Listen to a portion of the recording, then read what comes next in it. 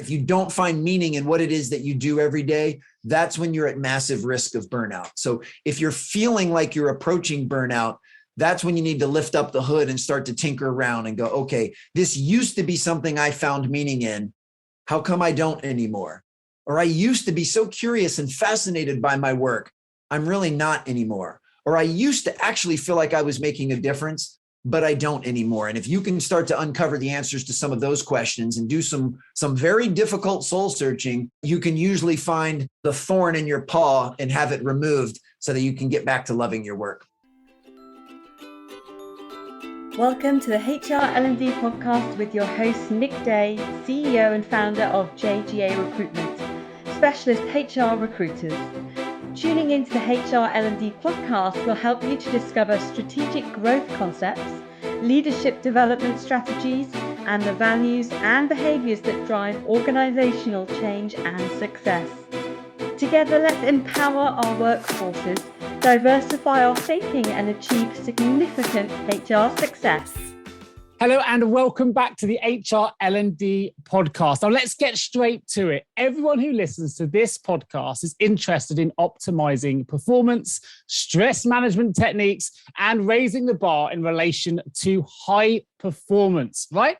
I know that's right. So please, after you listen to this episode, share the contents with all of your HR and L&D colleagues, because this is one episode you're all going to want to share, because it's all about high performance.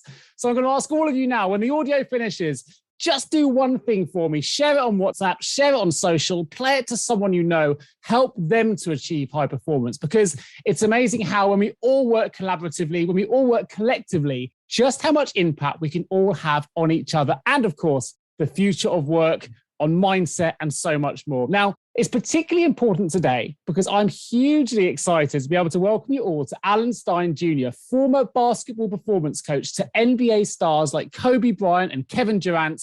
He's a motivational speaker, trainer to major companies like Pepsi and Amex, and he's also the author of the best-selling book, Sustain Your Game, High Performance Keys to Manage Stress, Avoid Stagnation, and Beat Burnout, which is incredibly relevant to all of you HR and L&D professionals out there. Now, Alan spent over 15 years as a performance coach. He now teaches audiences how to utilize the same strategies in business that elite athletes use to perform at a world-class level. He's the best-selling author, as I mentioned, of another book as well called Raise Your Game, High Performance Secrets from the Best of the Best, which was named one of the top mindset, productivity, and success books of all time by Book Authority. We are in great company today, so I'm hugely excited because I'm particularly fascinated about high performance. I love sport, and I'm really excited to get started. So let me welcome you all to Alan Stein Jr. to the HR L&D show. How are you doing today, Alan? I am fantastic. I'm hoping I can meet your energy and enthusiasm, because I am equally excited to be with you and looking forward to a really fun and hopefully impactful and meaningful conversation. Can't wait to get started. Before we jump in into the world of high performance, I'm going to ask this simple question I ask all of my guests on the show, which is this: what do the words human resources mean to you? When I think of human resources, I think of how can we optimize the contributions and collaborations of the most important asset in any organization, and that is the people. You know, how can we get the most out of our colleagues and our coworkers, and again, have everyone fulfill their role to make a maximum contribution? And I know HR professionals are the glue that holds every organization together, and they're the ones that do that to the highest level. Absolutely. I love that response. I can hear everyone kind of agreeing with that across the waves here. Fantastic. What a great way to start. Well, look, before we jump into the book, which is something I really do want to delve deep into, it's all about high performance secrets. And I know that's something that all of, the HR and L&D professionals listen to this right now, and those beyond, perhaps entrepreneurs and other people that listen to the show, they want to know about high performance. But before we get into that, what does the term high performance mean to you? Well, let's break down performance first, because I think many people hear the word performance and they automatically relegate that to something like athletics or to the arts, or for someone that asks to traditionally perform, even on a stage, if you will. And I actually have a much broader view of performance, because I believe that we need to perform in every single area of our lives. Certainly, we need to perform vocationally and at our job and maximize our role, but we need to perform in our communities as leaders.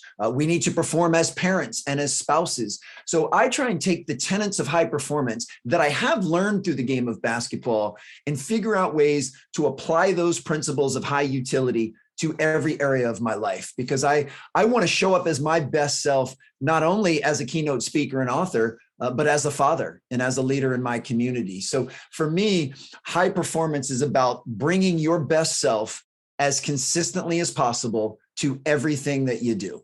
Love that. Love that. And as you say, there's loads of connections between sport and the business world. We've learned that on the show before. We've had international rugby captains on the show. I've had an Olympic coach, a UK Olympic coach on the show. And I think I'm always surprised and enlightened when I hear about the connections between the sporting world of performance and the business world of performance. There's so much synergy between the two. And obviously you're bridging that gap with the work that you do.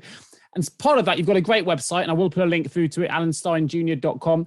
There's a link in the show notes to that. But on that site, you talk a lot about when it comes to developing high performance cultures, there are 5 C's, which I think you put as cohesion, chemistry, communication, collaboration, and commitment.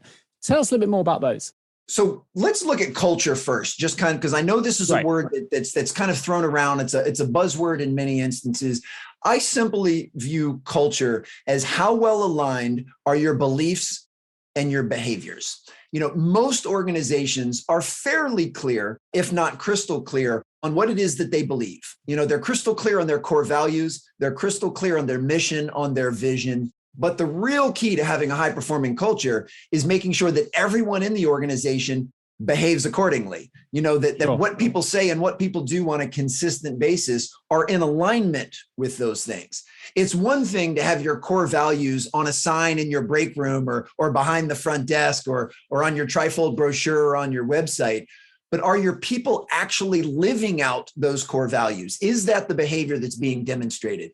And it's been my experience, whether in sports or business, the groups that have perfect and beautiful alignment between beliefs and behaviors are the ones that create the best experience for not only the members of their team, but for the people that they serve, their clients and their customers. So culture is basically the experience derived by everyone on the team and everyone that you served by the alignment of your beliefs and your behaviors. And in order to do that, that's where kind of the alliteration of the C's come in. You know, you need to have tremendous cohesion with everyone on your team to be able to create that type of winning culture.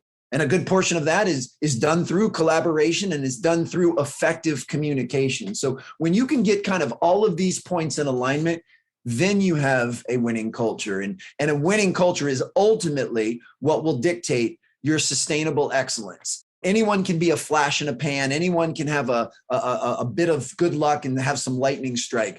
But in order for you to consistently, year after year, incrementally improve and grow your organization, you have to have a winning culture, because that's what will help you attract the best teammates. Yeah. That's what will help you develop and grow the best teammates. And then most importantly, that's how you will retain the best teammates. Love that. I mean, you're absolutely speaking in the HR language right now as well. And I'm sure that this must resonate with everybody there. And it's, you know, we started in my introduction there. Your background initially was coaching some of the biggest NBA stars that have ever lived, right? So I want to talk about your book, Sustain Your Game, and because it's really relevant now to the business world that we live in. And I want to jump into that. Before we do, though, you have also written another book called Raise Your Game, which is, you know, perhaps more sporting focused. You've got a fantastic background in sporting coaching and coaching at the highest level. So before we jump into Sustaining Your Game, could you just give the listeners a little bit more of an overview of some of the people you've worked with, how you got involved in that, and what it's like working at the top, I mean, the absolute top of your profession?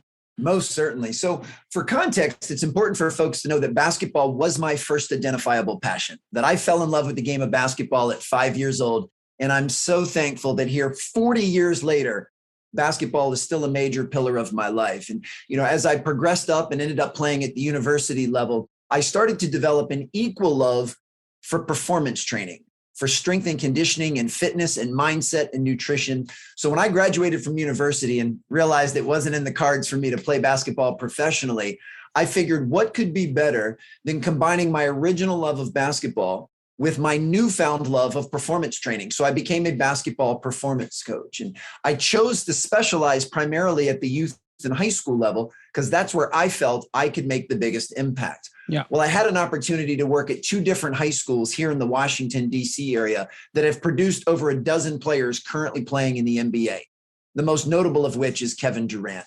So I got an opportunity to work with some outstanding talent at very young ages. And I got to see what it took for them to climb that proverbial mountain and reach, their dreams and their goals of playing in the NBA. Well, that's what led to some opportunities with Nike basketball, with Jordan Brand, with USA basketball. And I got a chance to work events for guys that were already established legends. Guys like Steph Curry, LeBron James, and Kobe Bryant. So I got to see not only what it takes to reach that proverbial mountaintop, but what does it take to stay there and to sustain excellence for long periods of time? So my journey has given me that vantage point of the climb and the ability to sustain. And that was really the impetus for both books. Just to make sure your folks know, I write the books that mirror what it is that I'm going through in my own life, which means in essence, I'm writing the book that I need to read myself.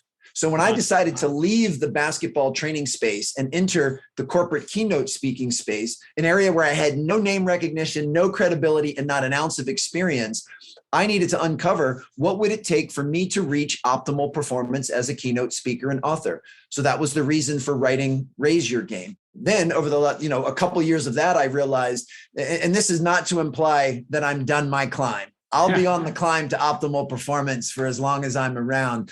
But I started to realize there was a slight difference between reaching optimal performance and sustaining it. And I found that the 3 things that undermine our ability to sustain excellence and to sustain fulfillment is stress, stagnation, and burnout. And those were 3 things that I have been challenged by and continue to be challenged by throughout my life. So that was really the impetus for writing the second book. And I did that during the pandemic, where I found that those 3 things had been heightened exponentially, that people were feeling stress, stagnation, and burnout to unbefore-seen levels. So not only am I writing these books kind of as self-therapy to help me grow and improve, I write them in service of others, because I figure if it's something that I'm going through and it's something that I'm challenged with, somebody else out there would benefit from this. So that was the reason for writing both books. And I deliver those programs both virtually and on stages as well, and just have so much fun sharing all of this stuff. Fantastic. Well, a great overview. Thank you for sharing that with us. And I think actually you touched upon the 3 things that certainly the HR community is feeling right now. Burnout after the pandemic in particular, where they've really had to manage so many parts of an organization to make sure the employees' welfare is looked after and the business continues to run optimally. But something that just comes to mind, it's not a pre-prepared question here, but you mentioned about that journey to the top of the mountain that you got to, coaching some of the best stars in the world. Often you hear when you talk about people when they get to the top of that journey, and this will be relevant for HR people out there that maybe they've just got their that final role as an HR director or VP of HR. They've climbed that mountain, they've hit the pinnacle. But actually, they often say when you get to the top of Everest, when you walk down, it's coming down that's the most dangerous aspect. Or even when you get there, you have that endorphin rush. You made your goal, your lifelong goal is to get to X, maybe for you to coach some of these amazing stars. And then what next? So before we jump into that bit, because I think that kind of comes before the sustain piece for me, you get to the top of the journey. How do we handle that? Not disappointment, because it's exciting for getting there, but it's the what next moment to allow you to get to the foundation of sustaining it then moving forward. Oh, I'm so glad you went in that direction. That is such an incredibly insightful and very accurate thought. And really it comes down to shifting your perspective off of the destination or off of the outcomes and results and refocusing that lens on the process or on the journey. See, when you can learn to actually love the climb, then reaching that proverbial mountaintop is just the byproduct of that. It's it's a nice bonus. It's kind of the cherry on top. When you can actually relish and revere and respect and love the work itself, then you've already won in advance. And I know that is much easier said than done. We live very much in an outcome-based society. And I understand that people are vying for promotions and they want that title. They want to reach certain metrics. And there's nothing wrong with any of that. But it can be a very slippery slope if the majority of your self-belief and your self-value and your confidence simply stems from those external metrics. When you can learn to detach from those external metrics and just love the work, just love the climb, just love the process, that's what will prevent you from having that massive letdown after you've reached it. And we do very much, as you said so beautifully, live in kind of this what next mentality, that you just achieve something that you've been working towards for years. And the elation you get from that is incredibly short-lived. And it's time to refocus the lens on something else. And to avoid that roller coaster of the immense high followed by almost a depression, for lack of a better word, is just loving the climb. It's saying, hey, I've enjoyed climbing this mountain and reaching this goal. All right, where's the next mountain for me to climb? Because I love the climb so much. And that shift in perspective is what will keep things much more stable and actually bring you so much more fulfillment. Because the other very slippery slope that many high performers, and that's what I consider everyone listening to your show right now, is that we actually connect our self-worth to our achievement. And the problem with that is that means that when you're achieving, you feel good about yourself. And when you fall short of a goal, or after you've reached a goal on the way back down, then you start to feel lousy. And I don't know about you, but I think life is too short to spend any significant amount of time feeling lousy. And I found the remedy for that is loving the work, loving the process, and actually loving the climb. Oh, I love that response. I've got to package it. Honestly, it resonates with something. I had a conversation with my daughter, and people on the show might have heard me use this reference before, but my daughter's struggling with her homework. I'm just going to throw it out there because it's really easy for me to sometimes give her the answers. I can say, right, it's your maths homework. Give it here. I'll give her the answers. You're struggling with it. You're upset. And then we'll just move on. But I said to her, it's a bit like when you climb an Everest, right? If you climb Everest, that journey to the top is hard work, months of training, acclimatization, challenge, could be, all kind of things can go wrong. When you get to the top, you have this amazing panoramic view, only for a moment. But if I flew you to the top and you met me there and you got there by helicopter, we've got the same view, but the view is entirely different. And I said to my daughter, you've got to go through the journey, because if you work it out yourself, if you get there and go through the pain, when you actually get that eureka moment where you've sussed it, that's so much more valuable than me just giving you the answer now and you moving on. I think you worded that much better than I just have, but it's the journey that's so important. So, and you must have that a lot with some of the stars you've worked with, where, first they get the first professional contract. What's the next goal? Now you've got to sustain that contract to get to the next level and get to the next level. So this is something you've dealt with all your life with the kind of people that you've coached in the sporting world. So I just think it's fantastic. I just want to make that little point there. Just say I loved your response you gave. Totally resonates with how I view performance and how we get over that hurdle of when you meet one goal, how do we set the next? So we've done that bit. We've staying motivated. We're loving the journey. How do we sustain it then? Tell us a little bit more about the book, especially if you can share some high performance secrets as well, perhaps our listeners can really use to build some of their mental fortitude they might need to help them stay on top of their game. It's interesting. It reminds me of an experience that really shifted my perspective on kind of the climb versus, being able to sustain. This would have been, almost 15 years ago, and I was working an event for the NBA, and they had a bunch of rookies, first-year players in the NBA, and they had a veteran come in to talk to them. And I'm not going to name who the player was, but he was a very acclaimed player. And he said something that really stuck with me. And he said this with a tremendous amount of love in his heart to these guys. He said, congratulations on making it to the NBA. I know this has been a lifelong journey and a lifelong goal of yours, but I want you to know what you just did was the easy part. Making it to the NBA is the easy part. And he said that with a smile and a wink, because obviously there is nothing easy about making the NBA. But he said, you've just accomplished the easy part. The hard part is staying in the NBA. At the time he said that, the average NBA career was 3.5 years. Wow. So he just wanted to make the point that, yes, you've made so many sacrifices and you've put in so much work to reach this pinnacle, but now's not the time to put on the cruise control and to stagnate, because the real work begins now. Now you have to do, you have to earn, which I think is the beauty of what you just shared. You have to earn the right to stay in the NBA. And, a good portion of that is being able to manage the things that are kind of, highlighted in my new book is, can you manage the stress in the day-to-day, which is something that we all face. Sure. Can you avoid stagnation in that midterm? Can you avoid getting complacent and clicking on that mental cruise control?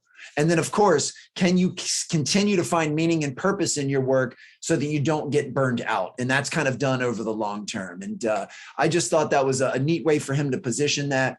And it also makes, what a player like LeBron James is doing even that much more remarkable. when you hear the average MBA career is 3.5 years, and he's been able to stay atop of the MBA mountain for almost 2 full decades, is really a testament to his ability in particular to sustain excellence.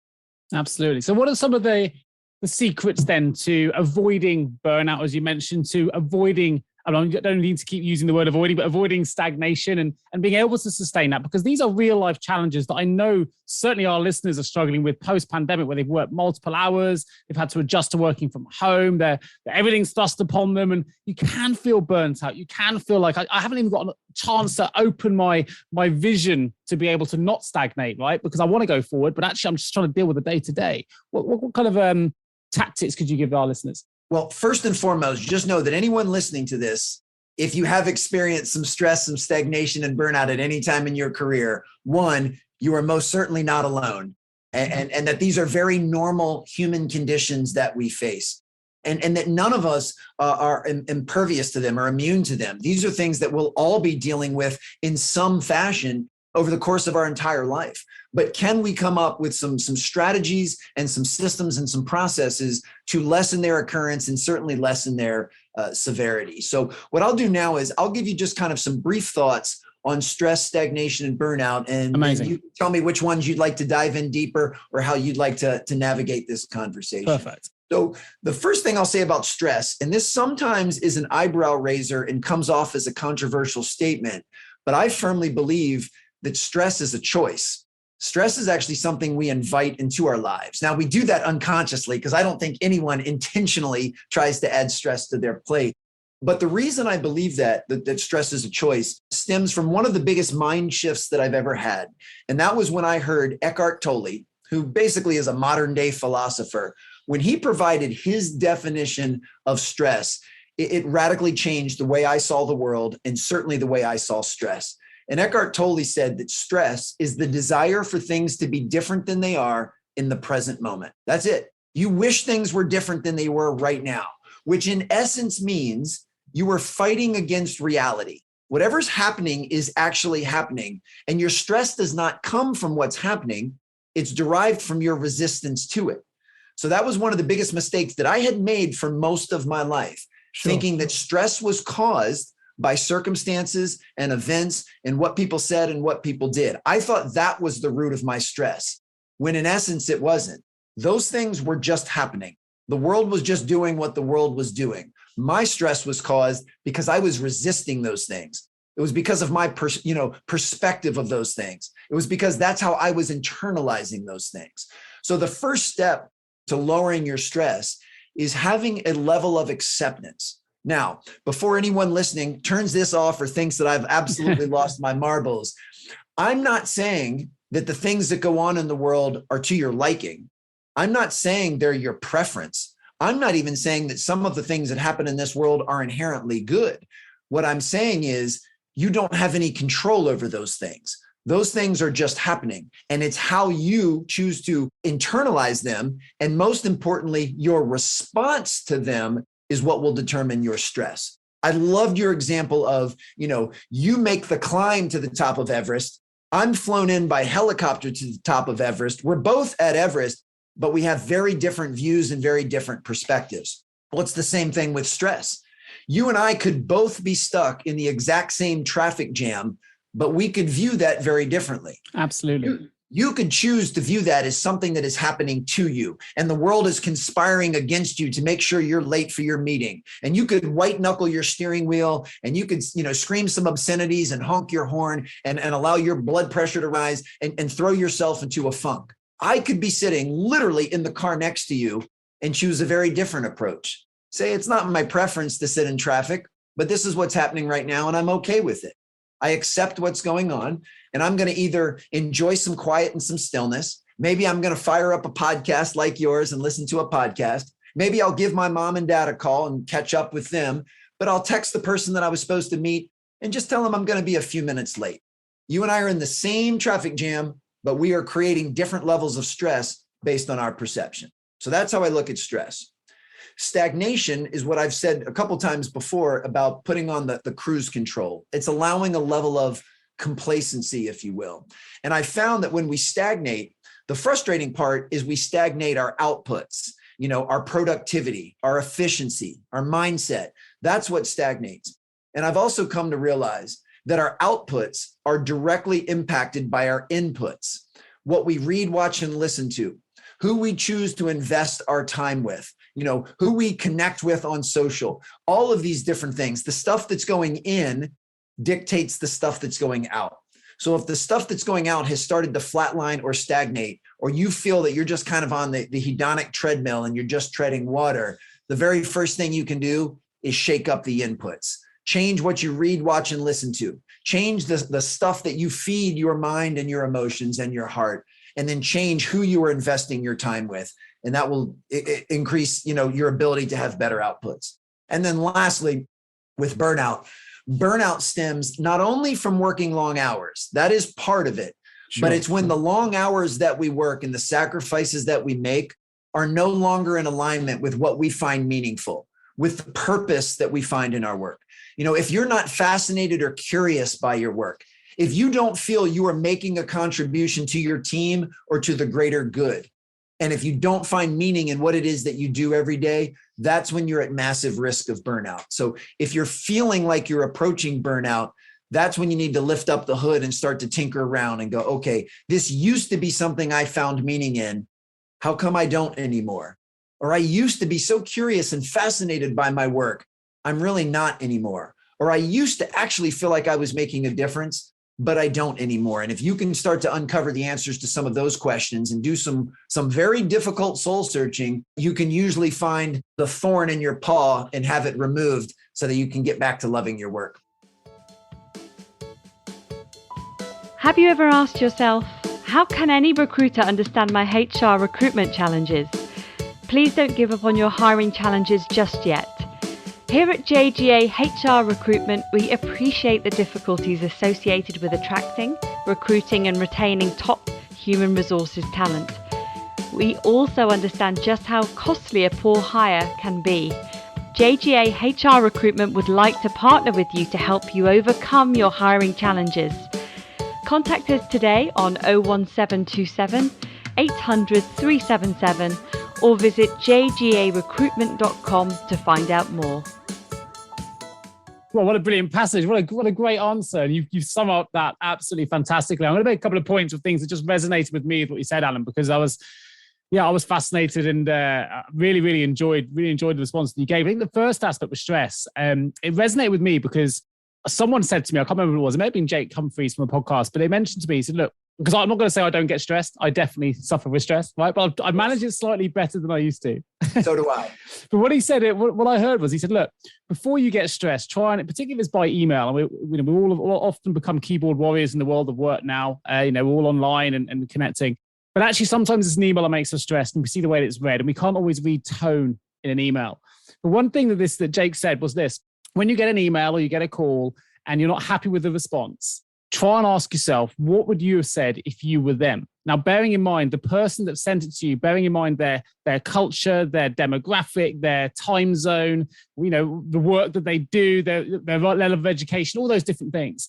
If you put all of that together and try and create that narrative, would you have sent the same email that they've just sent? Because you're analyzing it from your interpretation, you're internalized it, how you would have written it, and based on how you're feeling now. And actually, if you do that, it can sometimes just calm the situation, which is, a shorthand version of nowhere near as detailed as you put it. But I think that's helped me manage my stress a little better than I used to. And on the stagnation piece, I'm a keen triathlete, and to bring it up to sport, I'm reading a book at the minute called Iron War, which is a very famous triathletes competes against each other.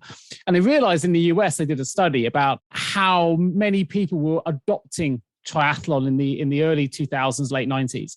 And they realized it wasn't about winning the race or finishing it. It was the getting comfortable in the uncomfortable and going through that pain, which links it back to the journey. It was being able to suffer pain and still getting to the end result that made that endorphin rush at the end so much more powerful. But people were looking to do triathlon because marathons weren't giving them the same buzz anymore. Swim wasn't giving them the same buzz. So we find it's multi-sport. I know it's slightly different, and I'm linking it back to sport, but I think it's really interesting. It comes back to that journey piece you mentioned with stagnation.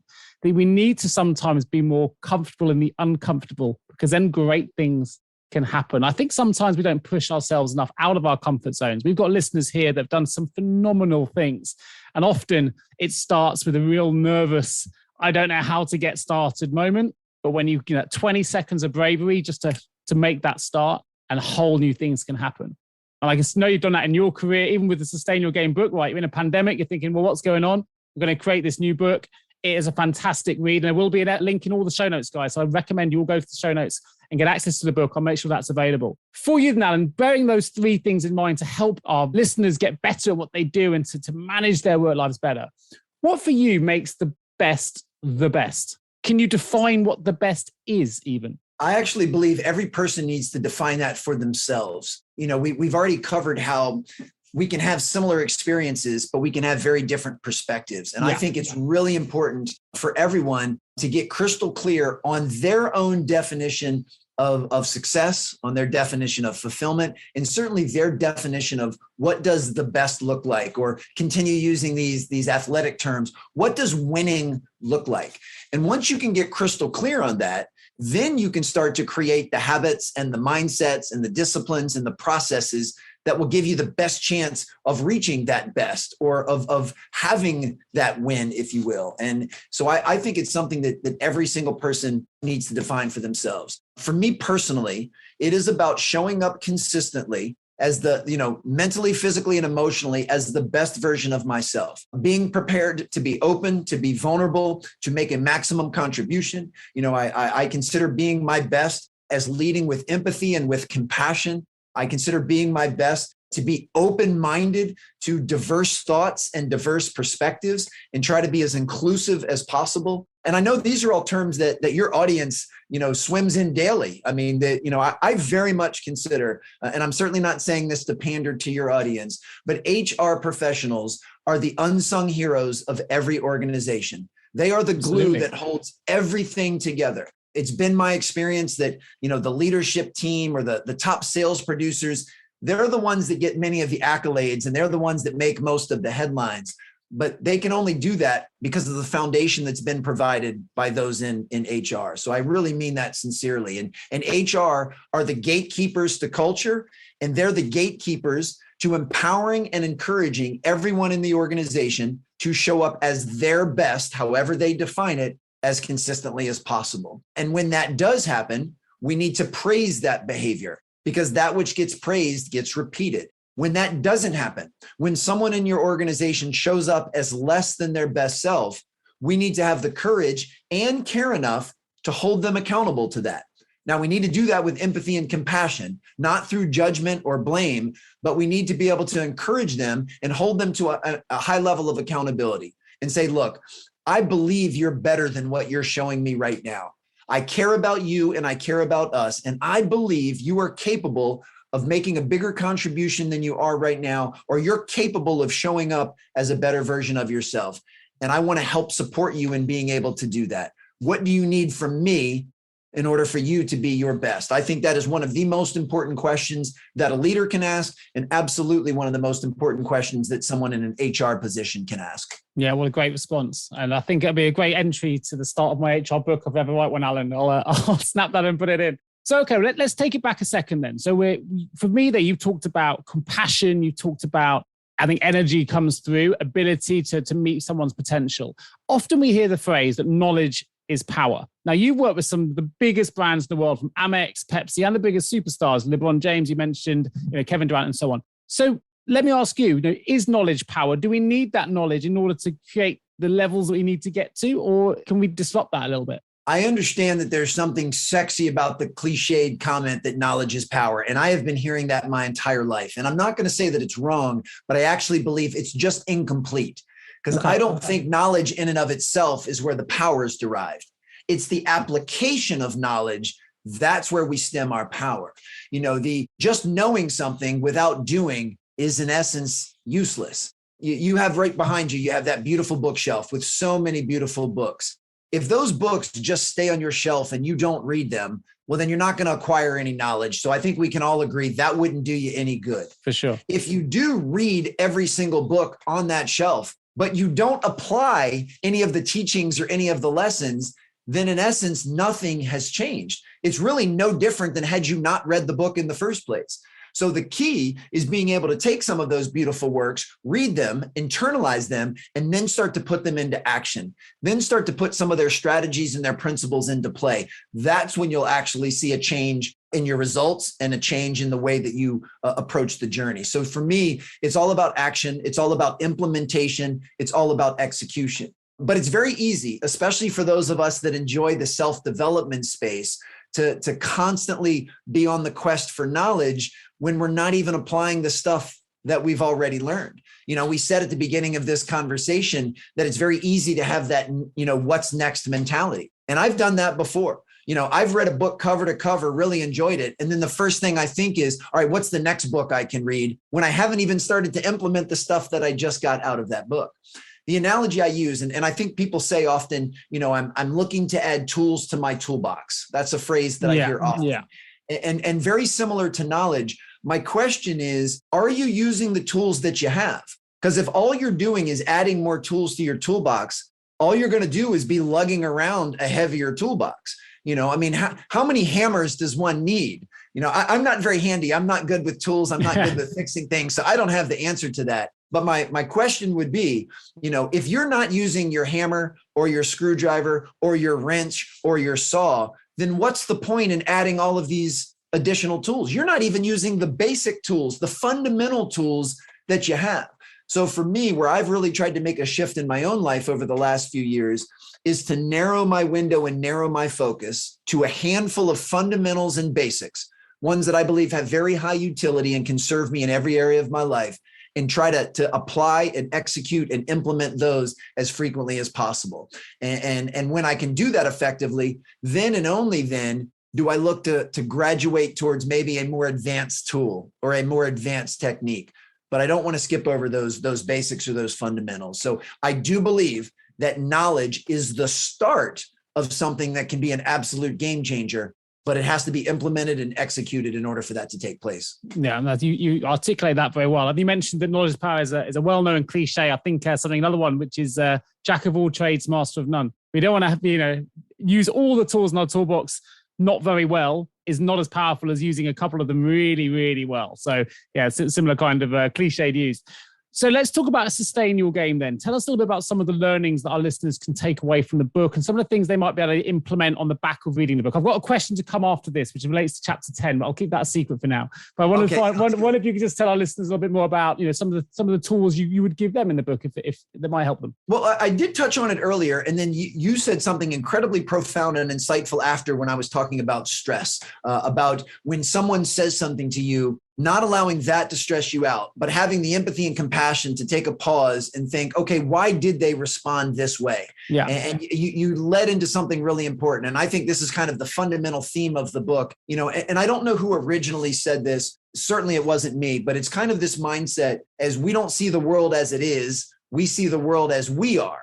It's incredibly important for each and every one of us to have the humility to acknowledge that the way we see the world, and that can be on a macro level, like the way we see society, or it can be on a micro level. The way I see one of my colleagues at work is biased. It's inherently biased because I'm seeing the world through a different lens than you are. Sure. And the lens at which I see the world has been impacted by how old I am, by my race, by where I grew up geographically, by how I was raised, by my friends, by the people that have coached and taught me, by the things that I read, watch, and listen to, by what I consume, content-wise on social media. All of these things have had a massive impact on the way that I see the world. These things have helped navigate my thoughts and my feelings. These things have not navigated my beliefs and my perspectives. So I have to acknowledge, and we've hit this point a couple times already, that you and I can both be looking at the exact same thing at the exact same time, and we see things differently and we have different feelings about that. Yeah. And with that, I have the humility to acknowledge that if the way I'm seeing the world is somewhat biased, then of course the way everyone else is seeing the world is somewhat biased as well. Is try to get out of the construct of looking at the world through the lens of right and wrong or good and bad, and instead just say we all have different perspectives. And my goal is to get to learn your perspective as much as I can. Even if it's something that you and I fundamentally disagree on, I'm going to first respect the fact that you are entitled to have your own opinion on it, just like I believe I am. Secondly, I'm going to get really fascinated because I want to find out, why do you believe what you believe? I mean, you and I are relatively informed and educated guys. And if you and I see something very differently, instead of trying to judge you or condemn you, or even worse, beat you over the head until you see the world the way I do, which is completely futile and never works. Instead, I want to lean in with fascination. I want to figure out, why do you believe what you believe? Like, I'm curious on how you could see something so vastly differently than I do. I want to learn more about that. And that will cause me to lean in with empathy and compassion. And this doesn't mean that I'll end up agreeing with you. And this doesn't mean that we'll end up on the exact same page. But I found, as a connective tool, when you become fascinated and curious instead of judgmental and condemning, and when you respect the fact that what I believe is not fact, and it is not right, and it is not a truth, it is simply my belief, that helps take some of the diffusion out of the divisiveness that I think we see in so many different areas.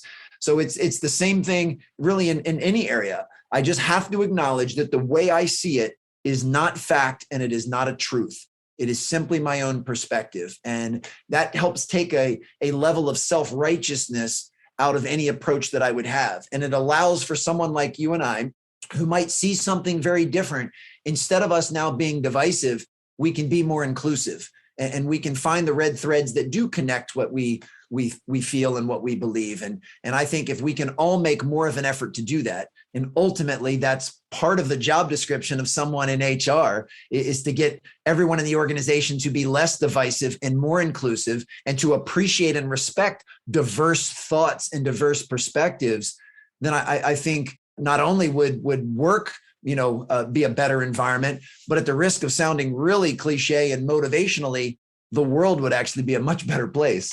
No, I couldn't agree more. And actually, you've touched upon something which is, I think, extremely relevant for the world of HR and the future of work and the way that we're seeing it, which is, this is not new, but getting rid of the command and control culture that we've come from and moving into, well, effectively is the way you've described it there, a coaching culture that involves asking questions before giving responses, a culture that, as you say, needs compassion, needs empathy, needs inclusion, needs diversity of thought.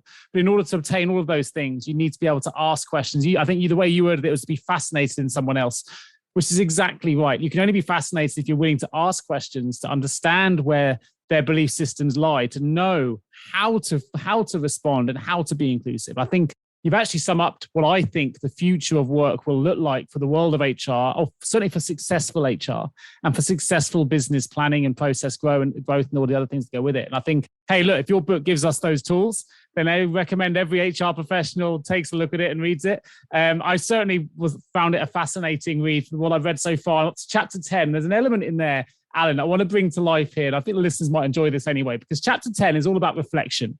And you ask the reader what the biggest adversity is that they're currently facing. So I'm going to flip it over to you and say, you're a very successful high performance coach. You've found your feet in basketball coaching and now keynote speaking.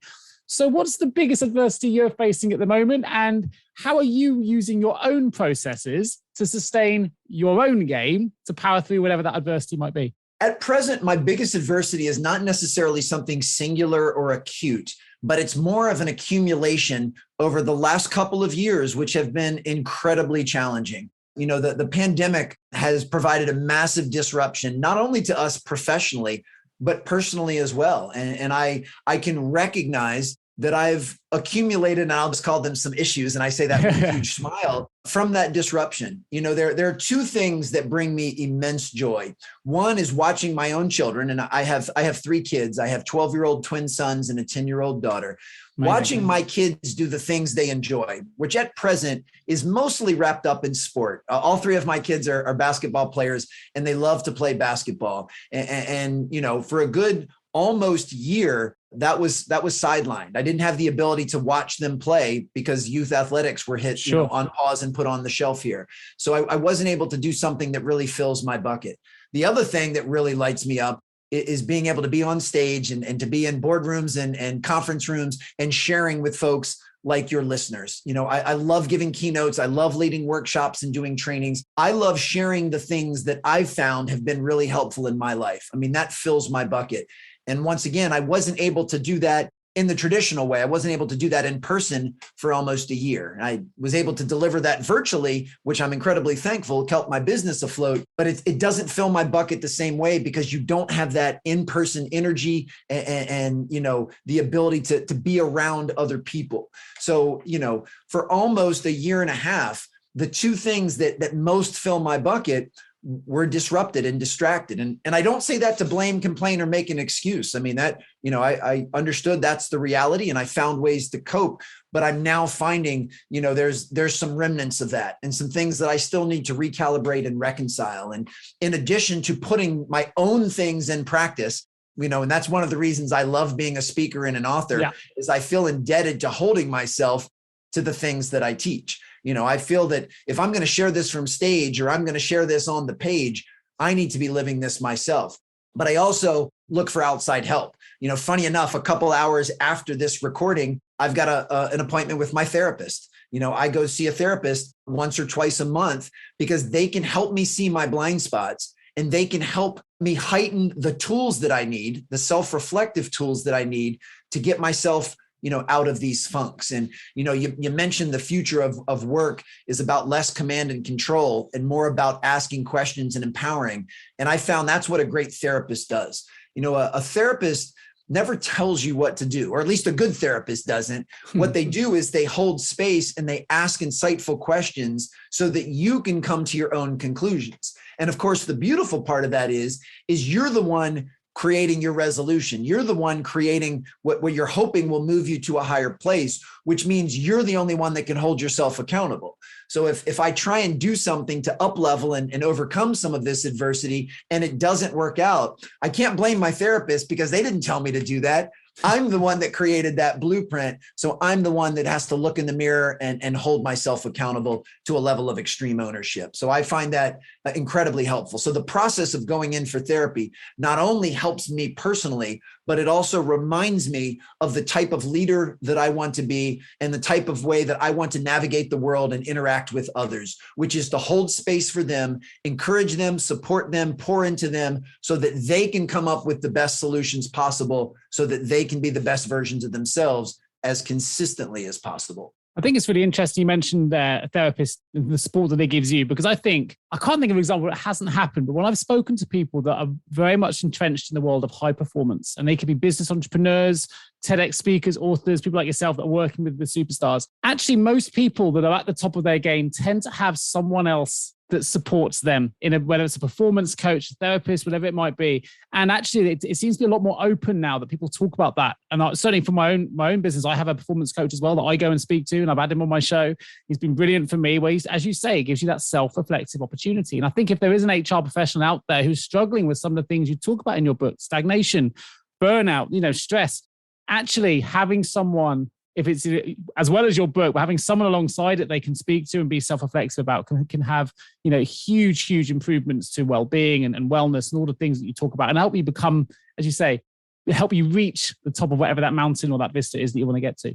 Oh, I'm so glad you brought that up. And yes, it has been my experience that the highest performers in any area of life have coaches, many of them a series of coaches. My therapist, I guess on some level, you could call a quote unquote life coach. I also have a speaking coach. I have a writing coach. I have a financial advisor, and I just call him my money coach because he's helping me make better decisions more consistently financially so that I can be financially free. So I know I have the self-awareness to know what things that I do really, really well. I also have the awareness to know my biggest opportunities for growth in the areas where I need help.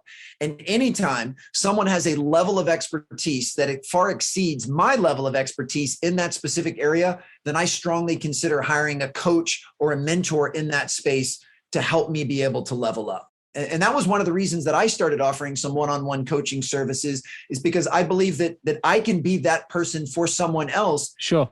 In certain areas. I mean, there are plenty of areas where you do not want to come to me to be your coach. But in some specific areas about optimizing performance and sustaining fulfillment, it's something that I'm able to have a massive influence and impact on people. And even with that said, I want to make sure that I make the huge disclaimer to you and to your audience that with everything I share from stage, everything I've put in both books, And everything I've shared with you in this conversation, it is not coming from a place of mastery. These are all things that I am continuing to work on and to refine. These are things that I still am challenged by and struggle with on occasion. So I haven't figured all of this out. But what I have done is I've put myself on a path that I'm very proud of. And I'm also very proud of the progress that I've made. In everything that we've talked about, I am consistently better at those things today than I was a year ago or 5 years ago or definitely 10 years ago.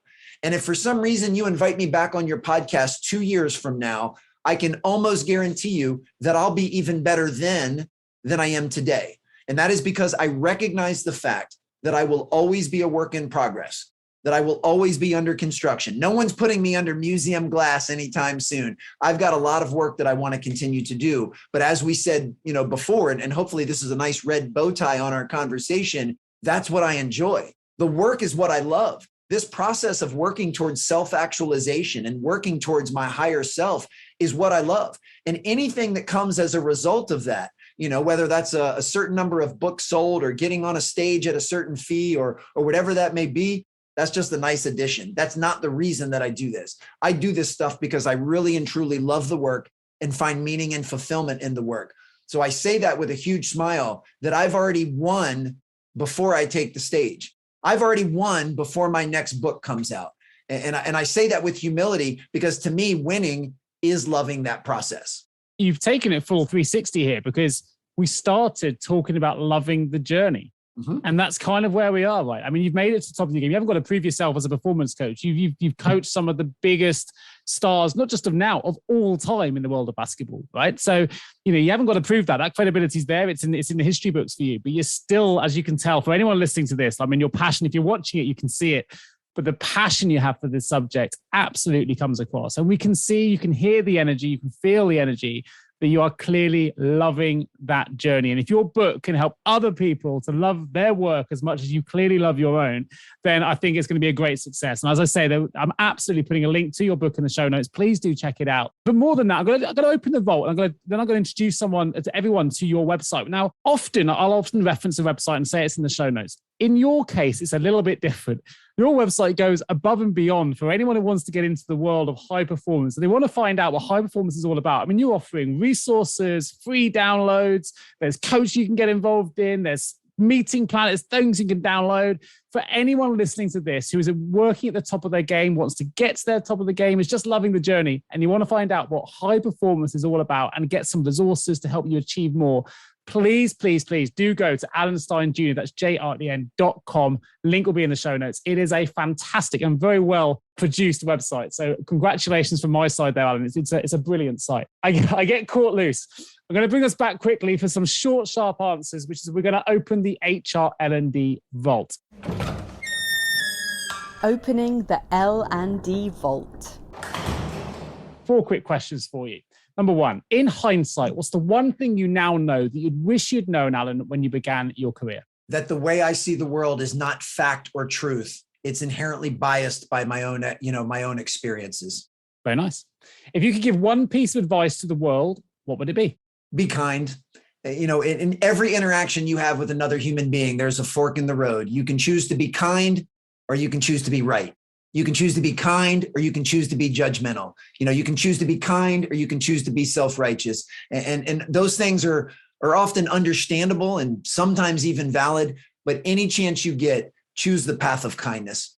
Nice. My mother always said to me, good manners cost nothing. I like that. Links. 3rd one, if you had the opportunity, what advice would you give a younger you just starting out in this new world of work? Focus on the basics. Focus on the fundamentals. Get crystal clear on what are the basic principles and strategies and core beliefs that you need to live by to live in an extraordinary life. And don't get tempted to chase what's new and what's flashy and what's shiny and what's sexy.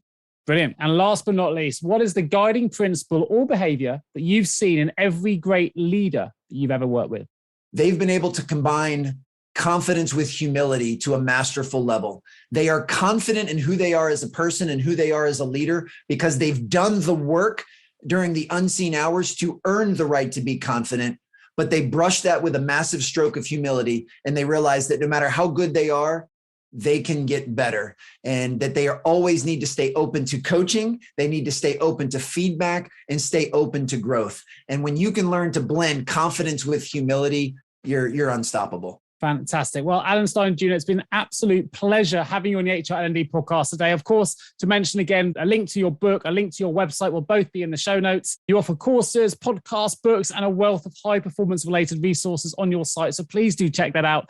And please let me say from the bottom of my heart, thanks again for joining me on today's show. It's been an absolutely fantastic talk all about the world of high performance, and as it relates as well, of course, to the wonderful but often underappreciated world of HR. And of course, if you are an HR professional listening to this show and you need support with a recruitment requirement, then of course you can get in touch with either myself or any of my wonderful team at jgarecruitment.com. Just leaves me to say one more huge thanks to Alan Stein Jr. for joining me today. And I look forward to bringing you the next episode of the HR L&D podcast real soon. Thank you, Alan, so much for joining me. My pleasure. Thank you. Thank you so much for tuning into the HR L&D podcast with your host, Nick Day, CEO of JGA Recruitment Specialist HR Recruiters. If you need any help with a current HR or L&D vacancy, then please get in touch with Nick and his team. All contact details can be found in the episode notes. In the meantime, to make sure you never miss a future episode, please subscribe to the show through any of your favorite podcast channels. Till next time.